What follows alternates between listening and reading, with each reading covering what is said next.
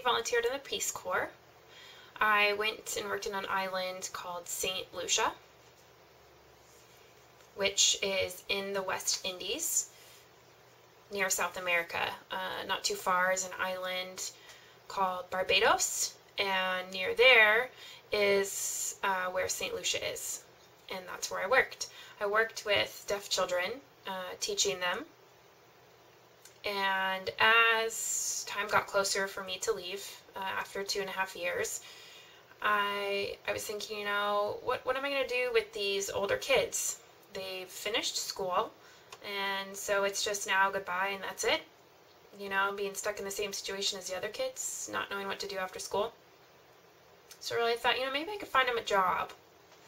I said, all right, let's see. So I'll try. I went to a friend who works at the newspaper, and I said, hey, could some deaf kids come work for you at the newspaper?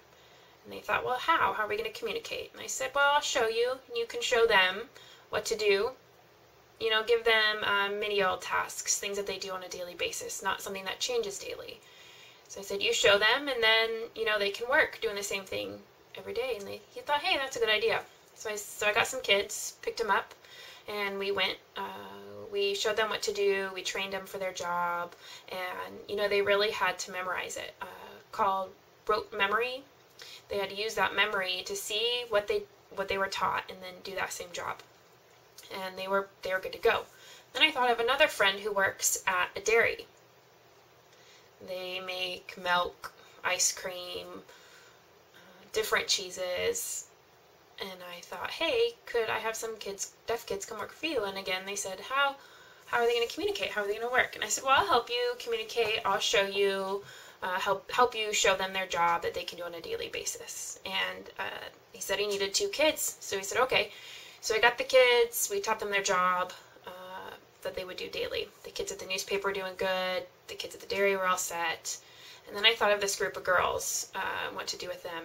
I know that there's a sewing company, and it's a big famous company, and they make clothes for the Caribbean, shipped out to England and America and other countries all over the world. So they have seamstresses. So I met with a lady and I said, hey, could some deaf kids come work with you? And again, she said, how?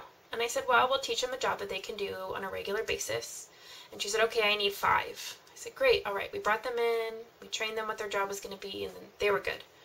I also knew some boys who had skills making crafts, and I found a person who needed people to make crafts. So they worked making crafts as a craftsman, and seems like everything was working out great.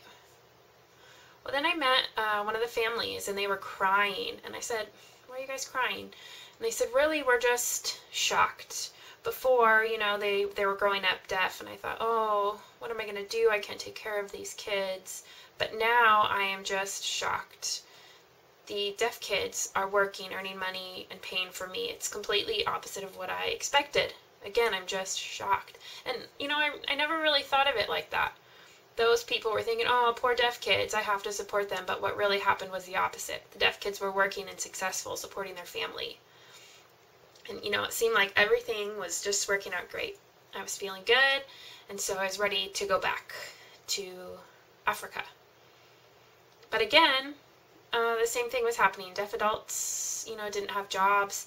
So I thought again, man, what can I do? I set up a wood shop and invited deaf people to come and taught them to make crafts and sell those crafts so that they could support themselves. Third world countries all over really, really need help. And I can't go everywhere and be everywhere. But, it's the same story all over the place. This is happening all over.